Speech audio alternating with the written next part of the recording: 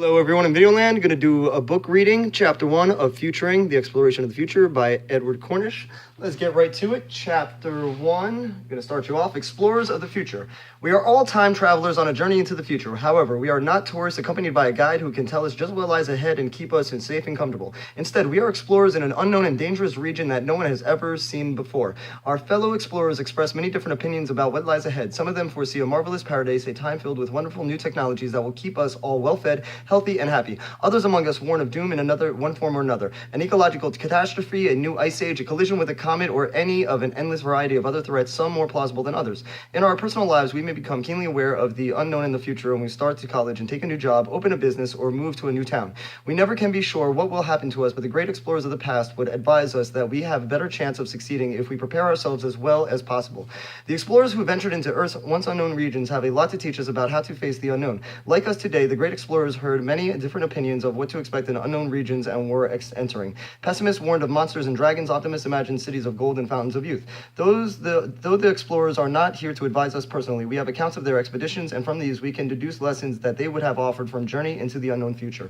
Lessons of the great explorers. Reading accounts of great expeditions, we notice that the explorers prepared very carefully for the journeys. Their success depended on having the right equipment, the right supplies, the right teammates, the right training at the moment of need. So the first lesson of the great explorers is prepare for what will face you in the future. Lack of preparation invites disaster. That may seem obvious, yet many people today see no point in preparing or even thinking about the future. Let's not worry about the future until we get to it, they say. The great explorers would have no use for such a person. Only reckless fool would imagine that problems will still sit patiently until they find it convenient to receive them. Quite the contrary. Problems may rush upon us at the worst possible moment, and our very survival can depend upon how well we prepared for them. Good preparation can work for us today as we plan how to cope with what we have to face. A well-prepared student does well on examinations. A well-prepared job applicant gets hired. Most of us may think that we have learned the lessons long ago, but we often seem to forget. The great explorers knew that forgetting anything in their preparations could be fatal. A second lesson is implied by the first. Anticipate future needs. The great explorers took great pains to identify their likely future needs so they could get to know or prepare for. They knew that if they failed to anticipate future needs, the consequence might be fatal. So they tried to envision long before the expenditure's departure all the different situations they might encounter. Today, as explorers of the future, we also need to anticipate what we may face so that we can be ready for it.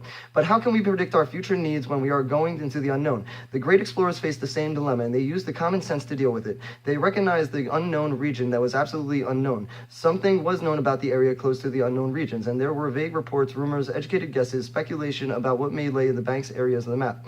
The information may be very vague and untrustworthy, but the great explorers used it that they had nothing better.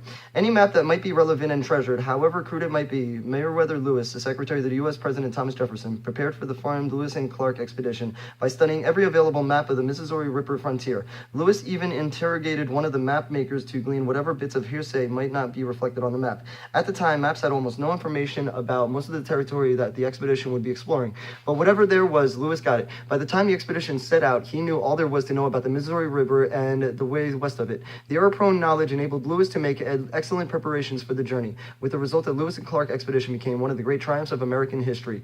So a third lesson of the great explorers is use poor information when necessary. Obviously, we want the best available, but when required to make decisions, we must not disdain information just because it was made adequately detailed or may contain errors. Sea captains during the Renaissance sailed around the world using maps that were not only crude but fanciful. The great explorers knew that when you are any sort of map, may be godsend. Many of the people today think that we can know nothing about the future. They are 99.99% right in a literal sense, but quite wrong in the practical sense. Almost everything we don't know about the future has little practical importance to us, whereas the little that we can know is extremely important because it can help us make better decisions. Our businesses with the future is to improve it, not to predict it, at least not infallibly. We explorers of the future must be practical and realistic. For our expedition to succeed, we must make the most of whatever knowledge we can acquire about what lies ahead. We cannot afford to be ivory tower perfectionists, insisting that information about the future be absolutely precise and accurate, laboratory tested, peer-reviewed, and certified by a report approved by a blue ribbon committee of geniuses.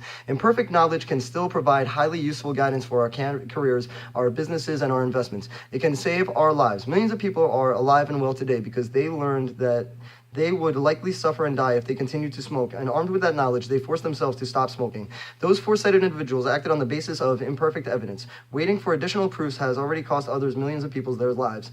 Using imperfect knowledge of the future can be essential if we are to act while events are still fluid, before they have hardened into the realities that cannot be changed. As General Colin Powell once said, if you can tell me with 100% certainty that we are going to be bombed, it is too late for me to do anything about it. Inviting the future. Even the best prepared explorers encounter problems that they are not prepared for or that are inevitable risks for their ventures. For the great explorers of the past, the weather was often the main risk. In 1914, polar explorer Ernest Shackleton set out across the Antarctic continent, but his ship became trapped in ice and drifted 10 months before being crushed by the pack ice. At that point, the expedition was a total failure, and Shackleton was trapped in a seemingly hopeless situation. But with the stunning resourcefulness, Shackleton managed to keep his men's hopes alive while he and 5 others sailed 800 miles to the island of South Georgia to get help. His success in saving every one of his men made him an explorer's explorer, honored by successfully devising and executing an extraordinary Plan B when Plan A had failed. So we have a fourth lesson from the great explorers. Expect the unexpected. The unexpected event is not necessarily bad. It may be a great opportunity, but in either case, we want to be ready to deal with it effectively. Many young people today prepare for a career, but not for a career disaster or an unusual opportunity outside of their unexpected career path. Out of the blue, they might be offered a job doing something very exciting in another country, or they might unexpectedly lose a job and not have any idea what to do next. In the early 2000s, almost all telecommunications and internet corporations collapsed or downsized radically, so thousands of workers accustomed to high-paying jobs found themselves with no paycheck and big mortgages and children to feed. The newly unemployed desperately needed to replace their lost income, but they could no longer get jobs in the depressed industries. Many of these people had never anticipated being in such a predicament, and they had no idea what to do next. In any such crisis, it helps to have resources, both tangible and intangible. Tangible resources include our physical possessions, clothing, automobile, etc., plus any financial assets that can be used to acquire physical assets. Intangible assets include our experience, skills, and attitudes, as well as our networks of colleagues, friends, and relatives. In Shackleton's desperate ordeal, the bond between him and his men proved to be a priceless intangible asset. For us today, our reputation for trustworthy dealings with our creditors and associates can be an important intangible asset. Other intangible resources can help us deal with the unexpected and a good understanding of our challenging world.